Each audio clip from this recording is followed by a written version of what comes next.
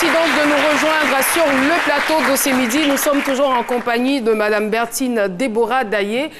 Madame Bertine Déborah Daillé qui est donc mère, la maman de Esther. Esther qui est née mal formée. Il faut dire que l'accouchement a été très difficile. Donc l'enfant a eu des difficultés et on ne sait pas si les difficultés sont forcément liées seulement qu'à l'accouchement ou si elle a pu contracter un virus lors de la grossesse parce qu'elle n'a pas eu l'occasion de faire tous ces bilans. Merci en tout cas à vous, très cher public, merci de vous rasseoir. Eh bien, nous avons donc le quiz ce midi. Avant de redonner la parole à Bertine, nous allons lire la question du quiz. Quel est le jour de passage de la rubrique C'est innovant? Enfin, nous allons lire le quiz. Quel est le jour de passage de la rubrique C'est innovant? Réponse A, jeudi. Réponse B, lundi. Envoie A ou B au 98 133 pour tenter de gagner 100 000 francs chaque semaine. Et puis, nous avons le nom des gagnants de cette semaine que nous aurons l'occasion de recevoir au cours de cette émission. Alors, Marie-Paul, vous avez une question? Si. Alors moi, je voudrais vous dire d'abord, Yako, et ce que je veux savoir par curiosité, c'est est-ce que votre famille vous a soutenu pendant cette période assez difficile? Est-ce qu'ils ont été comme votre mari? Donc, est-ce qu'ils se sont dit non, cet enfant ne mérite pas de rester sur Terre? Ou est-ce que finalement, ils étaient d'accord avec le fait que vous gardiez l'enfant? Oui. Quand je suis venue voir mes parents, eux, ils sont d'accord de garder l'enfant et au fait, ils m'ont soutenu comme il faut. Ils m'ont aidé. Donc, par la grâce de Dieu, en tout cas, eux tous, ils sont d'accord. Merci. Mais et les parents de votre mari? Au fait, pour vrai dire, je ne connais pas ses parents. Quand vous dites... venu... Non, ne soyez pas étonnés, ils vivaient en concubinage. Et puis, on s'est croisés comme ça. Donc, je ne connais pas ses familles ni personne. Wow.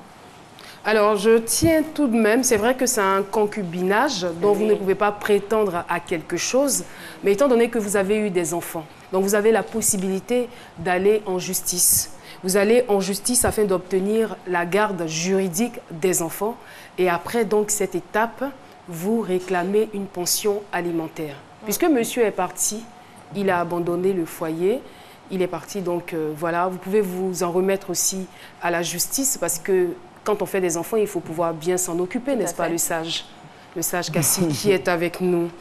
Voilà, on va donc poursuivre. Alors, vous nous disiez à l'instant que vous n'avez aucune nouvelle de votre mari. Vous n'avez plus de nouvelles de lui, vous n'appelez pas.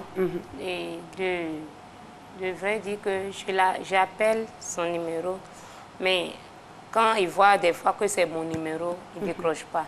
Donc, s'il m'avait à la cabine, que je l'appelle, il décroche. Parce qu'il dit que vraiment l'enfant là, de toute façon ça est là. Comme moi je résiste dessus que l'enfant que je vais garder, je ne vais pas faire tuer et puis des choses, il dit ce que lui peut faire. Il a dit, donc moi, comme j'existe dessus, c'est de ça. Il n'est pas d'accord avec moi. Donc comme je suis venue en famille aussi, quand je l'appelle, il ne décroche pas sur mon téléphone. Donc, s'il appelle sur porte et cabine, il décroche. Mais je ne sais pas où il est.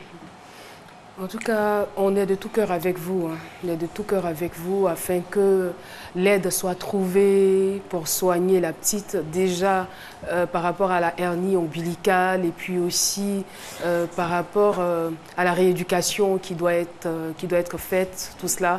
On est de tout cœur avec vous. Mais en même temps, nous allons profiter pour donner quelques petits conseils à nos téléspectateurs parce que la grossesse, c'est vraiment quelque chose de délicat.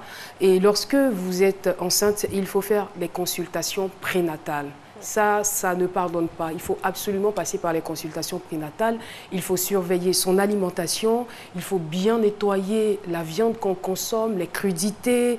Il faut que la viande soit bien cuite. Il faut éviter aussi les contacts avec les chats. Voilà, c'est donc quelques petits conseils qu'on peut vous donner à vous, chères téléspectatrices et téléspectateurs aussi, parce que lorsque la femme est enceinte, il faut que le monsieur s'implique à 100%. C'est à deux qu'on fait l'enfant, on ne fait pas l'enfant seul. Et voilà, on va retrouver retrouver tout de suite le sage Cassie suite à ce témoignage.